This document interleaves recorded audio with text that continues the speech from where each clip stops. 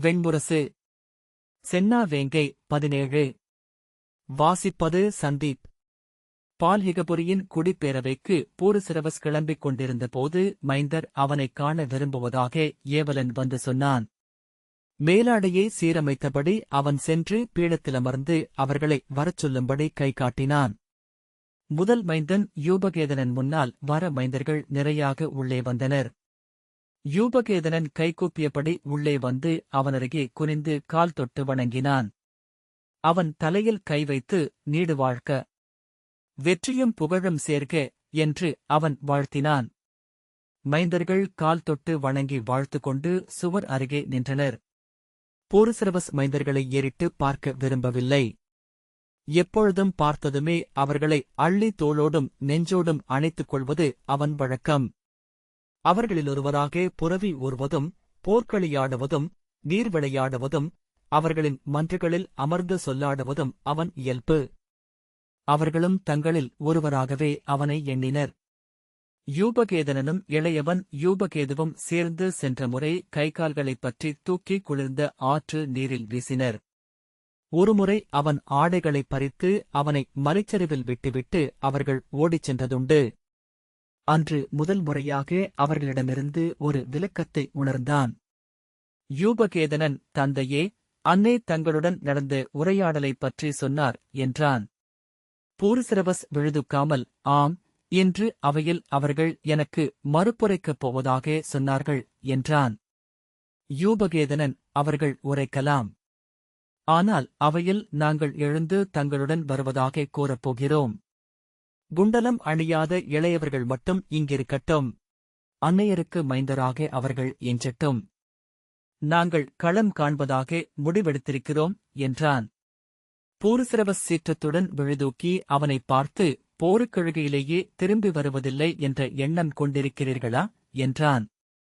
யூபகேதனன் அஞ்சாமல், ஆம் தந்தையே, நன்கு அறிந்திருக்கிறோம், திரும்பி வர முடியாது என்றான். ஏன் என்று அவன் கேட்டான். நாங்கள் குறுகிய தொலைவில் விரைந்து வில்லெடுக்கும் மலை வீரர்கள். ஆகவே எங்களைத்தான் முதன்மைப் படையாக அனுப்புவார்கள். முதன்மைப் படையில் பெரும்பாலும் எவரும் எஞ்சுவதில்லை என்று யூபகேதனன் சொன்னான். பூருசிரவஸ் கைவீசி, அதைப் பற்றி நாம் பேச வேண்டியதில்லை. இறப்பை எண்ணி எவரும் போருக்குச் செல்லலாகாது என்பார்கள் என்றான். இறப்புக்குத் துணிந்து செல்ல வேண்டும் என்பதுண்டு என்று யூபகேதனன் சொன்னான். யூபகேது, இத்தருணத்தில் நாம் படைக்குச் செல்லாமல் ஒதுங்கியிருப்பது பால்ஹிக குடிக்கு உருவாக்கும் இழிபெயர் சிறிதல்ல, நூற்றாண்டுகள் இது நிற்கும். நாம் கோழைகள் என்று அறியப்படுவோம். அச்சொல் பரவினால் இங்கு சூழ்ந்திருக்கும் அனைத்து குடிகளும் ஓயாமல் நம்மீது படை கொண்டு வருவார்கள். பல தலைமுறைகள் நாம் அவர்களால் தாக்கப்பட்டுக் கொண்டே இருப்போம். இன்று ஓரிருவர் களம்படக்கூடும் என்று அஞ்சி தயங்கினோம் என்றால் நமது தலைமுறைகள் களத்தில் இறந்து கொண்டே இருப்பார்கள் என்றான். மாறாக குருக்ஷேத்திரப் போர்க்களத்தில் பால்ஹிக வீரர்கள் முன்னின்று பெருந்திரளுடன் போர் புரிந்து மடிந்தார்கள் என்னும் புகழ்ச்சொல் பரவினால் பின்னர் இயல்பாகவே இம்மலைக் குடிகளின் தலைமைப் பொறுப்பு நமக்கு வந்து சேரும் என்றான் தூமகர்ணன். இன்று நாம் செல்வம் மிகுந்த நாடாக மாறிவிட்டோம். வீரர்கள் என்று நிறுவ வேண்டிய இடத்திலிருக்கிறோம். வீரமில்லாத செல்வம் முச்சந்தியில் திறந்து வைக்கப்பட்ட கருவூலம் போன்றது என்பார்கள் பூருசிரவஸ். ஆம், ஆனால் பால்ஹிக நெறிகளின்படி உங்கள் அன்னையர் முடிவெடுக்க உரிமையுள்ளவர்கள். அவர்கள் ஒப்புதல் அளிக்காமல் எவரும் போருக்குச் செல்ல இயலாது என்றான். யூமகேதனன், அன்னையர் முடிவெடுக்கும் இடத்திலிருப்பதனால்தான் நாம் போர்த்திறனற்றவர்களாக இதுவரை தேங்கியிருந்தோம். நான் நூல் சூழ்ந்து நோக்கியது இது, தந்தையே. அன்னையர் முதன்மை கொண்ட குடிகள் வளர்வதே இல்லை. ஏனெனில் நிலைக்கோள் என்பதே பெண்டிர் இயல்பு. அன்னையர் தங்கள் மைந்தர்களை தாய்க்கோழி சிறகுக்குள் என அடைகாத்து வைத்திருக்கிறார்கள். வெல்வதும் கடந்து செல்வதும் அவர்களுக்கு புரிவதில்லை. ஒவ்வொன்றையும் அவ்வண்ணமே பேணுவதே அவர்களின் கடன் என தெய்வங்கள் வகுத்துள்ளன. அன்னையர் முடிவெடுக்கும் மரபிலிருந்து நாம் மீறிச் சென்றாக வேண்டும். தந்தை முதன்மை கொள்ளும் குடியாக நாம் மாறியாக வேண்டும் என்றான். பூருசிரவஸ், நன்று. ஆனால் என்றும் பால்ஹிக அவை என்பது தொல்குடிகளாலானது. க்ஷத்திரியர் அவைகளிலும் பெண்டிர் வந்த மரவும் முடிவுரைக்கவும் இடமில்லை. நாமோ முதன்மை முடிவையே அவர்களுக்கு விட்டுவிட்டவர்கள். இப்போருக்காக இத்தருணத்தில் அதை மாற்றுவது எளிதல்ல என்றான். நாங்கள் போருக்கழுகிறோம். எங்கள் அன்னையர் அதற்கு ஒப்புக்கொண்டாக வேண்டும் என்று யூபகேது சொன்னான். அவர்கள் ஒப்புக்கொள்ளப் போவதில்லை என்று சற்று முன் சொன்னார்கள். அவர்கள் எண்ணத்தை என்னால் மாற்ற முடியுமென்று தோன்றவில்லை. உங்களைவிட அவர்களை நான் நன்கறிவேன் என்றான் பூரிசிரவஸ். யூபகேதனன் மெல்ல புன்னகைத்து, ஆம் தந்தையே, எங்களைவிட அவர்களை நீங்கள் நன்கு அறிவீர்கள். ஆனால் உங்களைவிட எங்களுக்கே அவர்கள் மேல் பிடிப்பு மிகுதி. அவர்கள் நாங்கள் களம் செல்வதை ஒப்பியாக வேண்டும். இல்லையேல் நாங்கள் அறுவரும் அவர்கள் முன் வாளால் கழுத்தறுத்து விழுந்து இறப்போம் என்று குலத்தின் மேல் ஆணையாகக் கூறுகிறோம் என்றான். பூரிசிரவஸ் திகைப்புடன், என்ன உரைக்கிறீர்கள்? அறிவின்மை என்றான். யூபகேதனன், ஆம், அவ்வாறே கூறவிருக்கிறோம். அவர்கள் எங்களை களத்திற்கு அனுப்பினால் சிலரேனும் மிஞ்ச வாய்ப்புள்ளது. இல்லையென்றால் எங்கள் அறுவரையும் இன்றே பிணமென அவர்கள் பார்க்க வேண்டியிருக்கும் என்றான். இது முறையல்ல, இவ்வாறு கூறுவதென்பது அன்னையரை சிறுமை செய்வது என்று பூரிசிரவஸ் சொல்ல, இது எங்கள் முடிவு. இதில் தாங்களும் கூட சொல்லற்றவரே என்று தூமகர்ணன் சொன்னான். அவையில் தாங்கள் எங்களை படைமுகம் கொண்டு செல்லக் கூறும்போது 4 அன்னையரும் மறுப்புரைக்க மாட்டார்கள். நாங்கள் எழுந்து வாளெடுத்து வஞ்சினம் உரைப்போம். பால்ஹிக மைந்தர்கள் 18 இப்போரில் கலந்து கொள்வோம். மூத்த தந்தை சலனின் மைந்தர் சுபூதரும் அவர் இளையவர் காதரரும் மட்டுமே இங்கிருப்பார்கள். அவர்கள் அஸ்தனபுரியின் படைசூழ்கைகளையும் நகராளும் நுட்பங்களையும் நேரில் கற்றவர்கள். அவர்கள் இங்கே இருந்து நம் குடியை வழிநடத்தட்டும். முடிவை எடுத்துவிட்டு என்னிடம் சொல்ல வந்திருக்கிறீர்களா என்று பூரிசிரவஸ் கேட்டான். யூபகேதனன், ஆம் தந்தையே. சற்று முன் நாங்கள் மூத்தவரின் அவைக்கூடத்தில் கூடினோம். இயல்வதென்ன என்று பேசினோம். இதை முடிவென எடுத்து அன்னையர் எண்மருக்கும் அறிவித்து அதன் பின் அவைக்குச் செல்லலாம் என்று முடிவெடுத்தோம் என்றான். பூரிசிரவஸ் சற்று தளர்ந்து பீடத்தில் நன்கு சாய்ந்து சில கணங்கள் அமைதியாக இருந்தான். பின்பு, இதில் நான் ஒன்றும் சொல்வதற்கில்லை. நன்று நிகழ்க என்றான். சோமதத்தரின் குடியவையில் அஸ்தினபுரியில் நிகழ்வதை பூரிசிரவஸ் விரித்துரைத்தான். இப்போர் இன்று தவிர்க்க இயலாத வருநிகழ்வாக எழுந்து நின்றுள்ளது. பாரத வருஷம் கண்டதில் மிகப் பெரும்போர். ஆகவே தலைமுறைகள் இதை சொல்லெனப் பேசி நினைவில் கடத்திக் கொண்டு செல்லும். இதில் ஒவ்வொருவரும் ஆற்றும் பங்களிப்பினால்தான் இனி வரலாறு அமையவிருக்கிறது. நமது பங்களிப்பு சற்றும் குறையலாகாது. அஸ்தின்புரியிலிருந்து நாம் படை பாதுகாப்பு கொண்டோம்.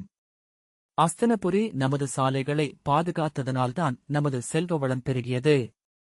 அரசன என்று நாம் கொடியும் கோட்டையும் அரண்மனையுமென்று அமைந்திருப்பது அஸ்தினபுரியால்தான்.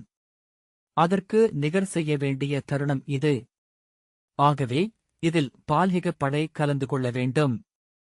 பால்ஹிக கூட்டமைப்பில் இப்போது சிபி நாடு மட்டுமே பாண்டவர்களின் தரப்பில் உள்ளது. மற்றர் அங்கு செல்லக்கூடுமென்று எண்ணியிருந்தோம். அவரும் கௌரவர் தரப்புக்கு வந்துள்ளார். ஆகவே பால்ஹிக கூட்டமைப்பின் முழு படைகளும் கௌரவர் தரப்பில் நின்று போர் புரியப் போகின்றன.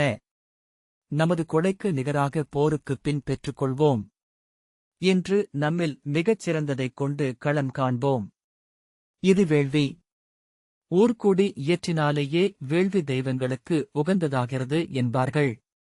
1 மணி அரிசியேனும் 1 கை அன்னமேனும் 1 துளி நெய்யேனும் வேள்விக்கு ஒவ்வொரு கொடியும் அளித்தாக வேண்டும். குண்டலம் அணிந்த நமது மைந்தர்கள் அனைவரும் இப்போரில் கலந்து கொள்ள வேண்டும். குடிக்கு ஒருவர் எஞ்ச பிறர் கலந்து கொள்ள வேண்டுமென்பது எனது விழைவு. அரசாணை கோருகிறேன் என்றான். சோமதத்தர் மைந்தர்களை மாறி மாறி பார்த்தார். சலன், இம்முடிவை மைந்தர்களுக்கே விட்டுவிடுவோம் என்றான். பூரிசிரவஸ், அவர்கள் முன்னரே முடிவெடுத்துவிட்டதை என்னிடம் சொன்னார்கள் என்றான். யூபகேதனன் எழுந்து, இங்கு பால்ஹிகபுரியின் இளவரசர்கள் 18 உள்ளோம்.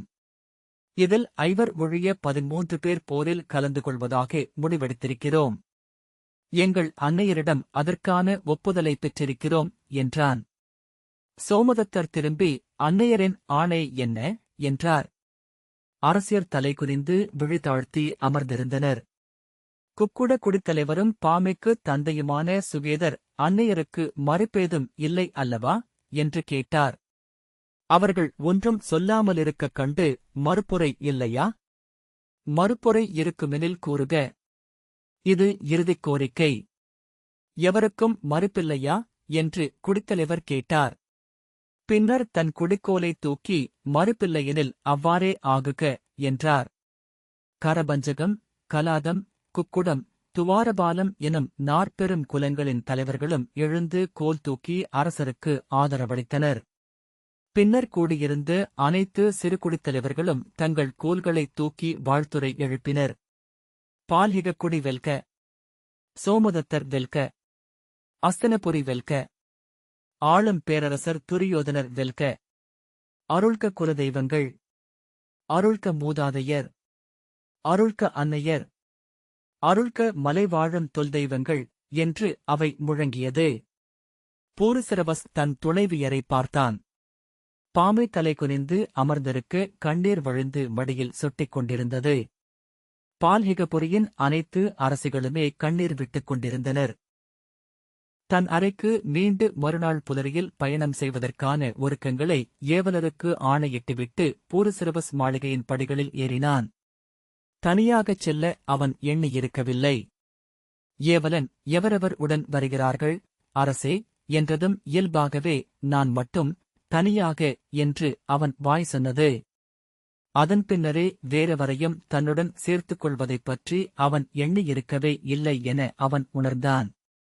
அப்பயணத்தை அவன் உள்ளம் மீள மீள நிகழ்த்திக் கொண்டிருந்தது.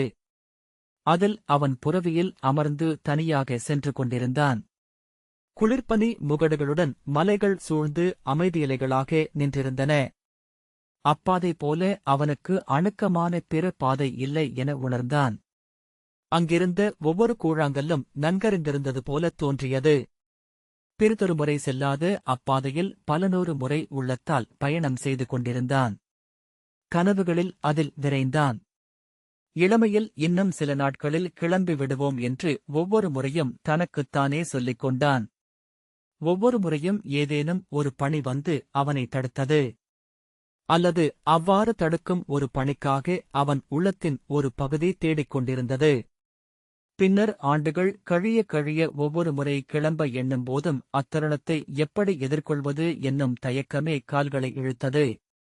அவனுள் வாழும் ஒரு தெய்வம் அவன் கிளம்புவதை விரும்பவில்லை என்பது போல அதற்கென்றே சிறு தடைகளும் அப்போது எழும். ஒருமுறை புரவியின் இருபுறமும் பனியாடைகளும் வழியுணவும் பரிசுப் பொருட்களும் கொண்ட பொதிகளை தொங்கவிட்டு அவன் அதன் கழுத்தை நீவி தாடையை அழுத்தி மெல்லிய குரலில் கிளம்புவோம் என்று சொல்லி சேணத்தில் கால் வைக்கும்போது அரண்மனைக்குள்ளிருந்து அவன் இளைய மைந்தன் பிரபாவன் இறங்கி ஓடிவந்து, தந்தையே, அஸ்தின்புரியிலிருந்து ஓலை. பேரரசர் இன்னும் 15 நாட்களில் பேரவை கூட்டப் போகிறார்.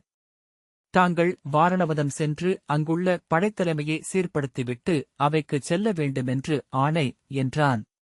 அப்போதுதான் தான் மீண்டும் ஒருமுறை ஷேரவதியை கடக்கவே போவதில்லை என்ற எண்ணத்தை அவன் அடைந்தான்.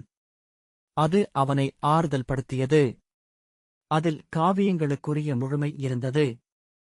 அங்கு மீண்டும் அவன் செல்லாதொழிவது அவன் அங்கு செல்லாதிருப்பதற்குரிய தண்டனையேதான்.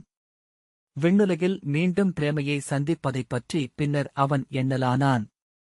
அங்கு அவள் தெய்வ உரு கொண்டிருப்பதனால் மனிதர்களின் அனைத்து பிழைகளையும் பொறுத்தருளும் தன்மை கொண்டிருப்பாள்.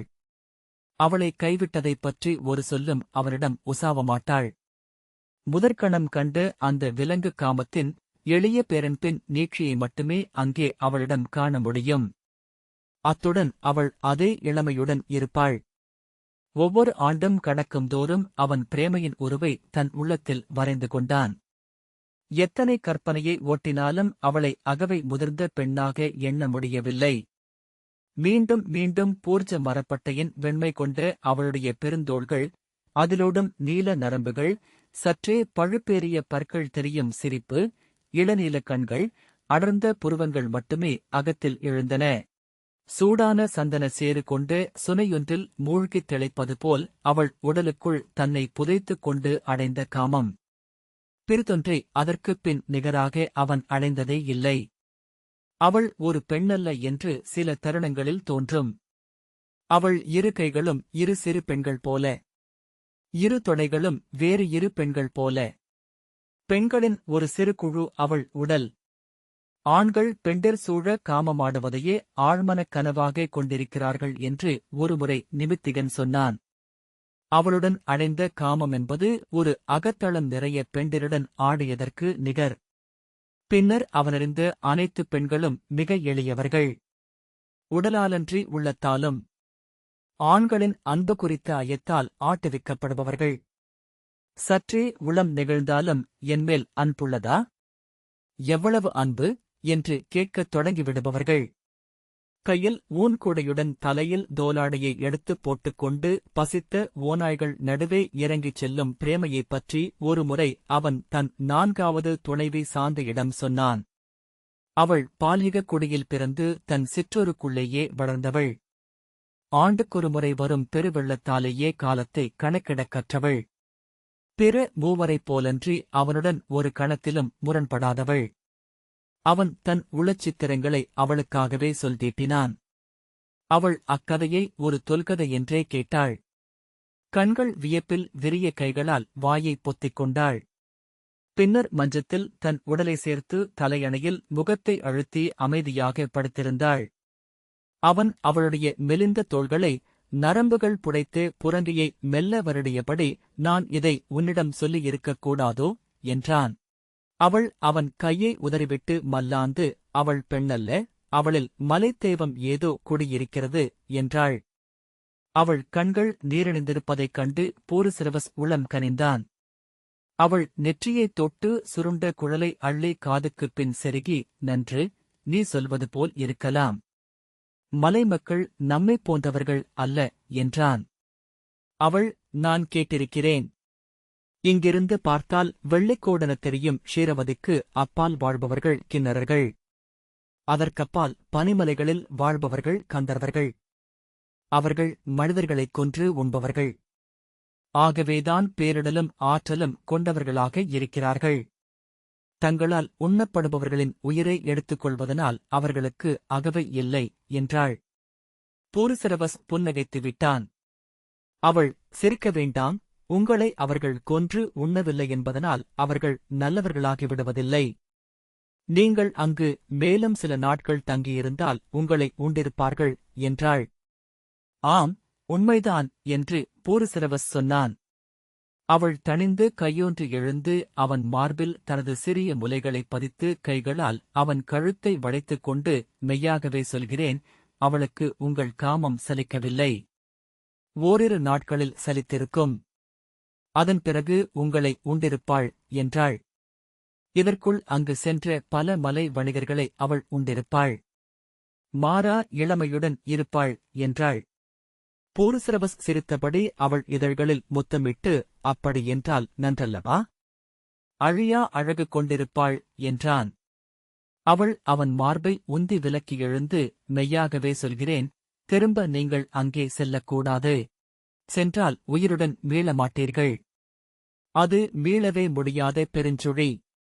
மண்ணுக்கு அடியில் உள்ள ஆழங்களுக்கு எடுத்துச் செல்லும் சுழிகள் நிலத்திலும் நீரிலும் உண்டு. அதைப் போலவே விண்ணாழத்திற்கு எடுத்துச் செல்லும் சுழிகளும் உண்டு. மலைகளுக்கு மேல் அவை இருப்பதாக எனது மூதன்னை சொல்லியிருக்கிறாள் என்றாள். பின் அவன் கையைப் பற்றி தன் நெஞ்சில் வைத்து, நமது மைந்தரை எண்ணுங்கள். இந்த அரசின் குடியை எண்ணுங்கள். இனி அருள் கூர்ந்து மலை ஏறிச் செல்வதைப் பற்றி கருத வேண்டாம் என்றாள். இல்லை, எண்ணப்போவதில்லை என்று அவன் சொன்னான். பொய் என்று அவள் சொன்னாள். இல்லை, ஆணை என அவன் அவள் தலையைத் தொட்டான். தலையைத் தொட்டால் பொய்யல்ல என்று அவள் நம்புவாள். அவன் அவளை மகிழ்விக்கும் பொருட்டு தலையைத் தொட்டால் பிழையல்ல என்று எண்ணுபவன். ஆனால் அன்று பிறகொருபோதும் மலைக்கு மேல் ஏறப்போவதில்லை என்றே எண்ணினான்.